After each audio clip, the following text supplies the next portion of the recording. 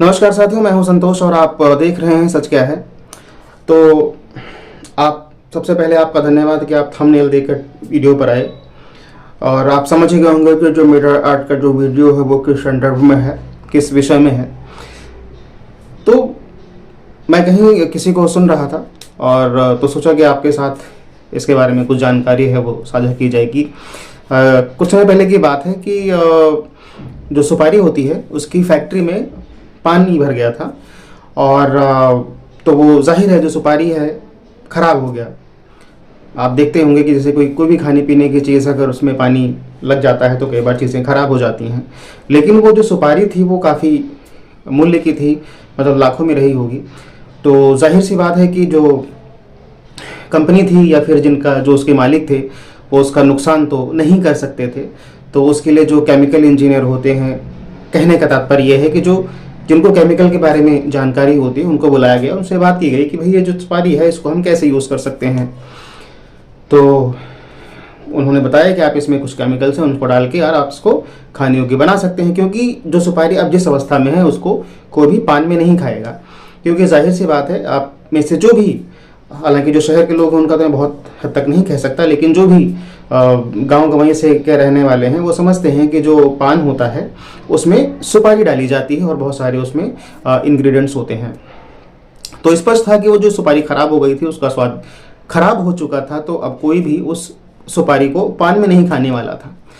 तो उसमें कुछ केमिकल डाल के और उसकी रीब्रांडिंग करके एक नए उत्पाद को जन्म दिया गया, जिसको कि हम जो है आज के समय में गुटखा कहते हैं। और आप तो जानते ही हैं कि अगर आप गुटखा खाते हैं, एक अगर आपने ऐड देखी होगी कि मुंह में फजनी गंधा और कदमों में दुनिया, दूसरा ये है कि बोलो डूबा केसरी, है ना। लेकिन समझने वाली बात है कि गुटखा खा के कोई कैसे, और हालांकि आप लोगों ने देखा होगा कि ये जो गुटखा खाने वाले हैं देश भर में आतंक मचा रखा है इन लोगों ने। तो आपके नेता अभिनेता कितना भी कहते रहे स्वच्छ भारत, लेकिन जब तक ये जो प्रजाति है गुटखा खाने वाली, ये कभी नहीं चाहेगी कि जो है कि देश का उद्धार हो या साफ सफाई आए। इसी संदर्भ में आप लोगों के प्रश्न हो सकते हैं कि सरकार जो है वो गुटखे को बैन क्यों नहीं करती है। तो यार देखो, उसके पीछे कुछ टेक्निकलिटीज हो सकती हैं, लेकिन ये बात भी सही है। अभी शायद 3-4 महीने पहले मैंने कहीं पढ़ा था कि जो रेलवे है साल के 212 करोड़ रुपया सिर्फ इस चीज़ में खर्च करता है, क्योंकि जो हमारे ये जो गुटखा प्रेमी हैं खा के कहीं भी थूक देते हैं। और यदि देखो यार, मैंने कभी हवाई जहाज़ से यात्रा नहीं की है तो मुझे उसका कुछ भी ज्ञान नहीं है, लेकिन मैंने बस में और ट्रेनों में यात्रा की है और अधिकतर जो है मेरी यात्रा ट्रेन से ही होती है।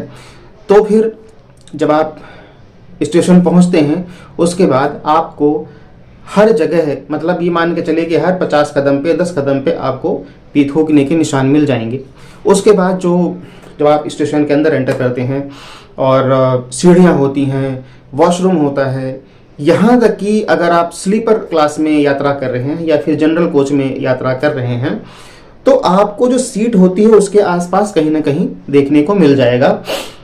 प्लस जो, हालांकि अब तो जो एसी कोचेस आ रहे हैं, जहाँ तक मेरी जानकारी है उसमें पंखा हटा दिया गया है, लेकिन जो थोड़े से पुराने कोचेस हैं उनमें एसी कोचेस में भी, मैं थर्ड एसी की ही बात कर रहा हूँ क्योंकि उससे अपर क्लास में मैंने यात्रा नहीं की है, तो जो पंखा होता था उसमें भी कहीं ना कहीं जो गुटखा है उसका पैकेट मतलब फंसाया हुआ होता था, क्योंकि जाहिर सी बात है खाया है। तो यार, और जितना भी कैंसर होता है, मैं भारत की बात कर रहा हूँ, उसमें 15% जो कैंसर है वो गुटखा खाने से ही होता है। और फिर उसके बाद आप लोग कहेंगे कि सरकार को इससे टैक्स जा रहा है, लेकिन अब ये भी देखिए ना कि जो गुटखा खाने से जो कैंसर होता है उसका इलाज भी सरकारी अस्पतालों में उपलब्ध है। और ये जो गुटखा खाने से जो कैंसर होता है मेजरली, हालांकि इसका मेरे पास कोई डेटा नहीं है, लेकिन जो अधिकतर जो कैंसर होता है वो ऐसे निम्न मध्यम वर्गीय जो परिवार के लोग हैं उनको ही होता है, जिन्हें अपने इलाज के लिए सरकारी अस्पतालों में ही जाना पड़ता है। लेकिन फिर भी मैं यही कहूँगा कि हालांकि अगर आपके मन में फिर से प्रश्न आता है कि जो सरकार है इस गुटखे को बैन क्यों नहीं करती, तो ठीक है, इसके बारे में जानकारी जुटाता हूँ और ऑफ कोर्स इसके बारे में बात करेंगे। और देखो, गुटखा जो एक खाते हैं ये अलग चीज़ है, लेकिन जो तंबाकू है वो भी इसी प्रारूप में है। और मैं सिर्फ कहने के लिए नहीं कह रहा हूँ कि मैं वीडियो बना रहा हूँ तो आपको ये पसंद आए, लेकिन जो मेरे पिताजी हैं वो भी जो है कि बीड़ी का ही शिकार हुए। अगर आपने, हालांकि मैं बीड़ी को इसमें दोष नहीं देता, वो मेरे पिताजी की गलती थी। एक बीड़ी आती थी, पता नहीं आती है कि नहीं आती, 502 पताका करके, तो एक बंडल में 25 बीड़ियाँ होती थी, जैसे कि मेरे पास जानकारी है। तो दिन में मतलब 24 घंटे में वो 2 बंडल बीड़ी पी जाया करते थे। और ये बात है 2009 की।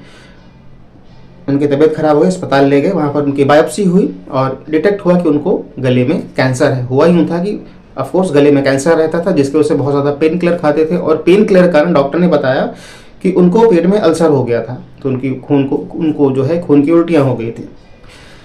हालांकि फिर ठीक है, इलाज कराया। मैं दिल्ली में रहता हूँ, अगर आप दिल्ली के आसपास के रहने वाले हैं तो आपको एक पता होगा, अस्पताल है सफदरजंग, इधर साउथ दिल्ली में एम्स के बिल्कुल सामने ही है।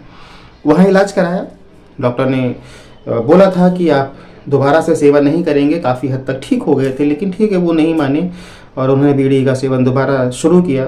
मानता हूँ कि हम सभी को जाना है, ये तो निश्चित है, लेकिन असमय और आकस्मिक मृत्यु, मरना किसी का और पीड़ा के साथ, वो जिसके साथ होता है उसके लिए तो दुखदाई है ही, साथ ही साथ जो उनके साथ वाले हैं, उनके परिवार में, उनको भी तकलीफ होती है।